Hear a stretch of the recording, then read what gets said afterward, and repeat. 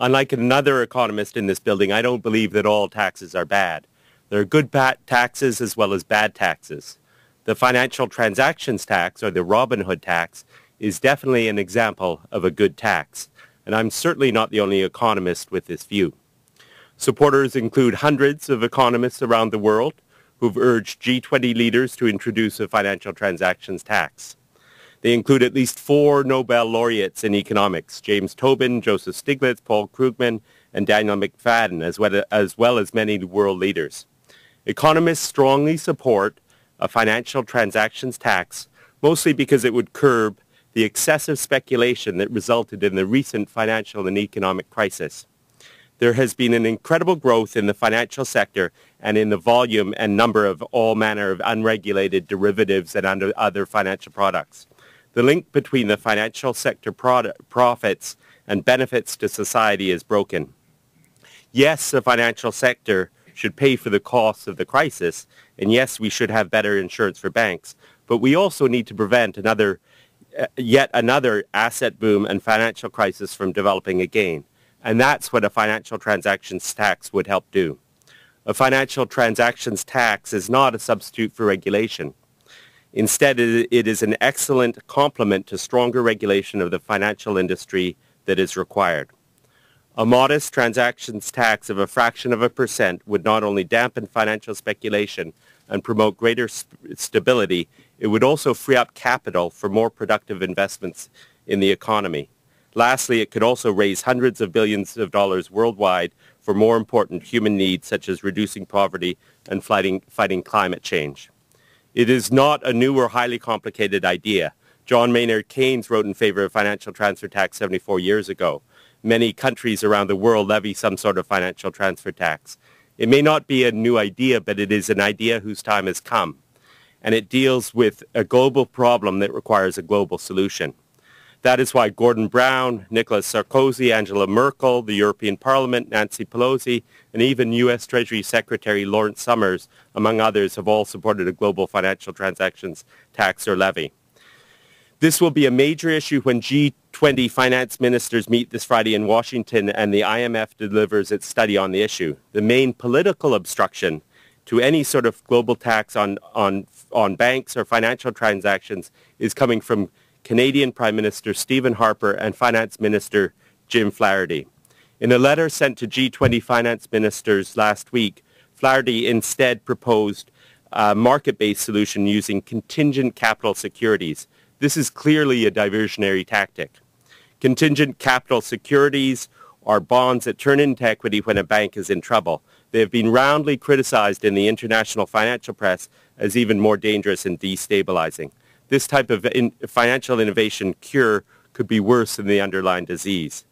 We believe that most Canadians, if presented with the facts, would strongly support an international financial transactions tax. Canadians deserve to know why their federal leaders are standing in the way of international progress on such a sensible idea. Thank you. Good morning. Dale Marshall with the David Suzuki Foundation. Canada and other industrialized countries have acknowledged since 1992 in Rio that the rich countries need to provide financing to the poor developing countries to deal with climate change, to deal with the impacts that are happening and adapt to them, as well as to provide them with clean energy technologies. The rich countries realize that they are the ones who have filled up the atmosphere with carbon pollution. And so they are the ones who are responsible for the impacts that poor countries are already feeling. And the fact that the atmosphere is full means that developing countries now do not have the same path to development than what we had. And yet, Canada has largely failed to live up to that commitment that we made close to 2 decades ago. In Copenhagen, industrialized countries made the most concrete commitment yet to provide this financing.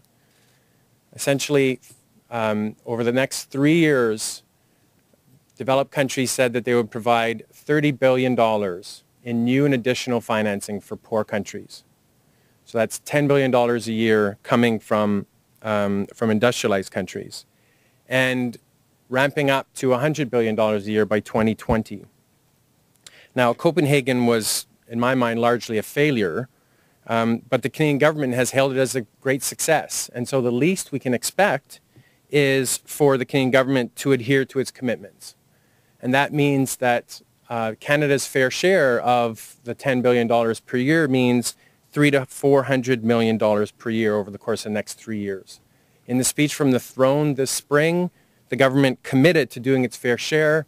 The next day in the budget, there was exactly $0 for climate financing. Here we have an innovative way of delivering that money for climate financing. The financial transaction tax can do that as well as provide money funding for a whole variety of other important issues. It's not the only way to raise that kind of money, but it's certainly a sound policy tool that can meet several needs at once. Canada is now, despite being host of the G8 and G20 and despite having made that commitment in Copenhagen, is one of only 2 industrialized countries to not have put any money on the table so far, the other one being Australia. And of course, we know that a financial transaction tax is a much more predictable way of providing that money to poor countries than relying on annual budgets, as we saw this year. And so there's an opportunity this year. There are lots of heads of state who have gotten behind this idea. The G8 and G20 will have this on its agenda. The meeting at the end of the year in Cancun that will be focused on climate change will more than likely have a focus on financing, providing money for poor countries to address climate change. So here's an opportunity, and I urge the governing Conservatives and the opposition parties to get behind it. Thanks. Again, I'm Mark Freed from OXFAM, Canada. OXFAM doesn't usually get involved in tax policy, where we regularly call on the government to spend more money to help people living in poverty around the world, whether it be development assistance or humanitarian assistance or support for climate change adaptation. But given the recession and the government's restricted fiscal capacity, we have to look head-on at innovative ways to raise the money that's needed. The most promising, as others have said, is a new global tax on financial transactions between large financial institutions. We call it the Robin Hood tax. Why is it the most promising? First, there is political momentum. Germany, France, UK leaders are already for the FTT. It's on the agenda of the G20. The finance ministers will talk about it this Friday when they meet in Washington. It has the support of academics and former financiers, including Paul Krugman, Joseph Stiglitz, Warren Buffett, and George Soros. Second, because the FTT would generate significant revenue. At a rate of just 0.05%, which is the proposed average rate, that's 50 cents on every $1,000 traded. It would bring in nearly $700 billion a year. That's 6 times current global levels of development assistance. In Canada, just from the TSX alone, it would raise about $700 million a year, enough to pay for our share of reconstructing Haiti and our initial contribution to climate change adaptation in developing countries. A third reason, the revenue from this tiny tax would come from one of the most profitable and under-taxed sectors of our economy, the banks and stockbrokers who, let's be frank, can certainly afford it.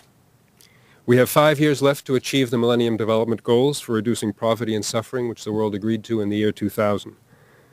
And Canada has made new commitments in the hundreds of millions to rebuilding Haiti and helping vulnerable communities adapt to climate change. The government today is simply suggesting we set back our expectations, that in a recession, Canadians are not up to the challenge of doing our part to help women and men in poor countries survive and